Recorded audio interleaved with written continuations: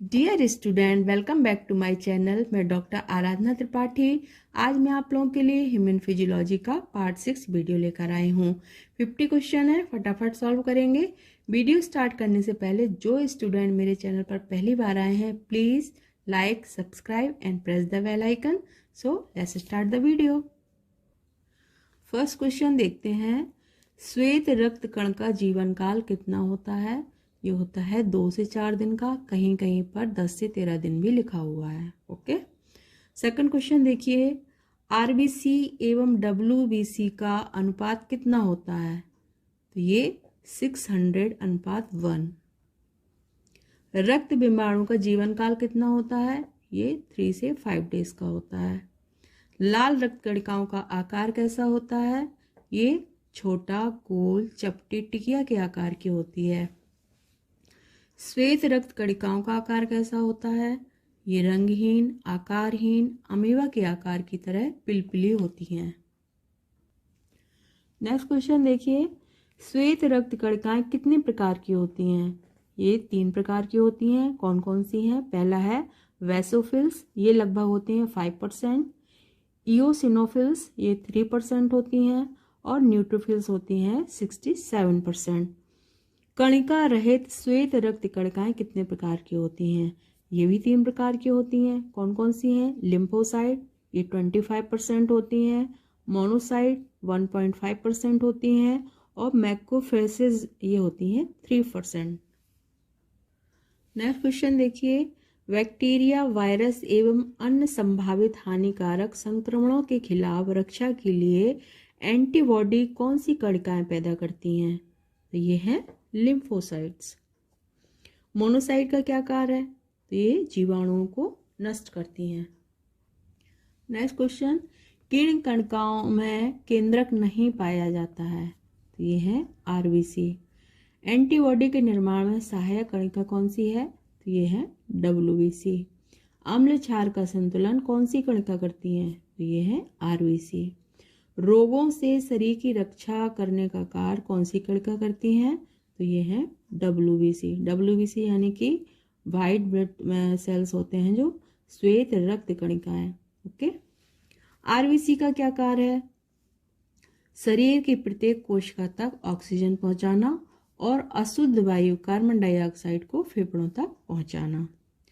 पोषक पदार्थों को शरीर से एक स्थान से दूसरे स्थान पर ले जाने का कार्य कौन करता है?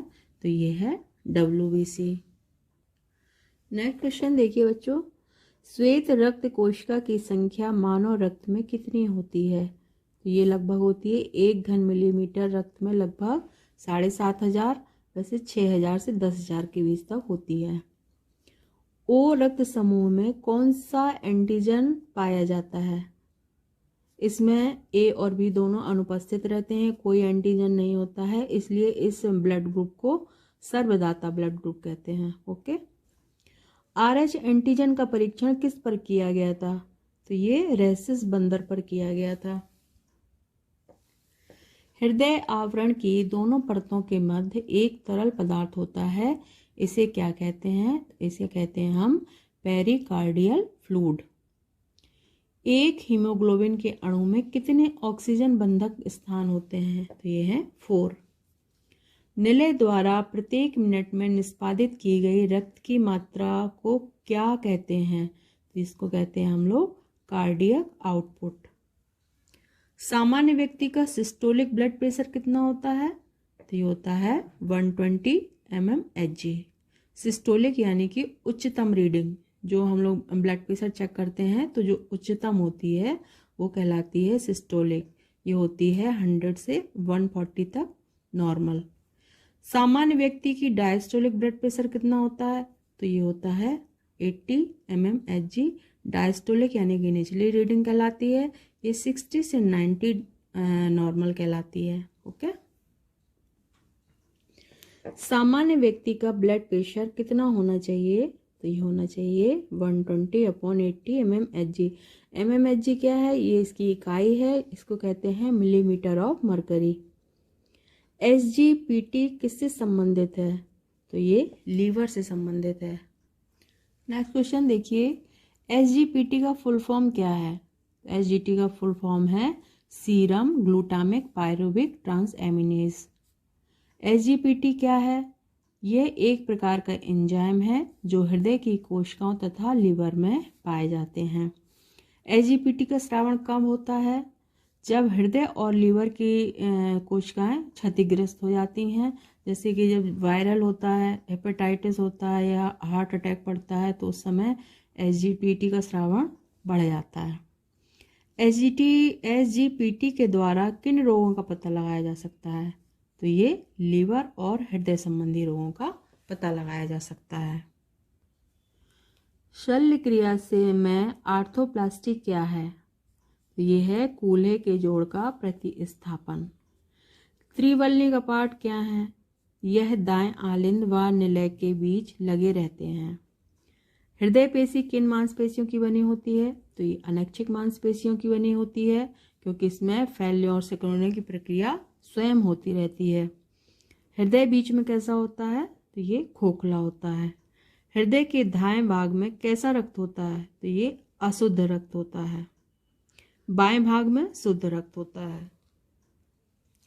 नेक्स्ट क्वेश्चन देखिए, वह कपाट जो निलय से रक्त को महाधमनी में जाने तो देते हैं, परंतु रक्त को वापस लौटने नहीं देते हैं, तो इनको कहते हैं हम लोग त्रिवल्ली कपाट। किन सिराओं द्वारा शरीर का समस्त अशुद्ध रक्त दाएं आलिंद में आता है? तो इसे कहते हैं ऊर्ध्व महाशिरा और अधो महाशिरा। फेफड़ों में कैसा रक्त होता है? तो ये शुद्ध रक्त होता है। फुफ्फुसी धमनी में कैसा रक्त होता है? अशुद्ध रक्त होता है। वैसे धमनियों में शुद्ध रक्त होता है, लेकिन जो फुफ्फुसीय धमनी होती है उसमें अशुद्ध रक्त होता है। फुफ्फुसीय शिरा में कैसा रक्त होता है? तो ये शुद्ध रक्त होता है। वैसे जो सिराएं होती हैं उनमें अशुद्ध रक्त होता है, लेकिन फुफ्फुसीय शिरा होती है, जो पल्मोनरी वेन्स होती हैं, उनमें शुद्ध रक्त होता है। जो रक्त वाहिनियां शुद्ध रक्त समस्त शरीर में ले जाती हैं उन्हें क्या कहते हैं? उन्हें हम धमनी कहते हैं। जो रक्त वाहिनियां अशुद्ध रक्त ले जाती हैं उन्हें क्या कहते हैं? उन्हें हम शिराएं कहते हैं। कौन सी शिरा फेफड़ों में शुद्ध रक्त लाकर बाएं आलिंद में पहुंचाती है? ये है फुफ्फुसीय शिरा। कौन सा कथन सत्य है? धमनी में कपाट नहीं होते हैं, शिराओं में कपाट होते हैं, धमनी में रक्त तीव्र गति से बहता है। उपरोक्त सभी कथन सत्य है, तो राइट आंसर है उपरोक्त सभी कथन सत्य है। नेक्स्ट क्वेश्चन देखते हैं, बाएं निलय में कैसा रक्त होता है? ये शुद्ध रक्त होता है। शरीर का तापक्रम 1 डिग्री बढ़ने पर नाड़ी स्पंदन दर कितनी बढ़ जाती है? तो ये 10 बार बढ़ जाती है। 1 डिग्री टेम्परेचर बढ़ता है तो नाड़ी स्पंदन दर 10 बार बढ़ जाती है। ओके। लसिका क्या है? यह एक रंगहीन पारदर्शी द्रव्य है। लसिका का संगठन क्या है? तो इसमें क्या क्या पाया जाता है लसिका में? जल, प्रोटीन, कार्बोज एवं श्वेत रक्तकण। लसिका संगठन में क्या नहीं पाया जाता है? लास्ट क्वेश्चन है, लाल रक्तकण और ठोस पदार्थ नहीं पाए जाते हैं। स्टूडेंट, आज के लिए इतना ही। मैंने 50 क्वेश्चन कंप्लीट करा दिए हैं। मिलते हैं नेक्स्ट वीडियो में। प्लीज़ लाइक से सब्सक्राइब कीजिए। Thank you for watching.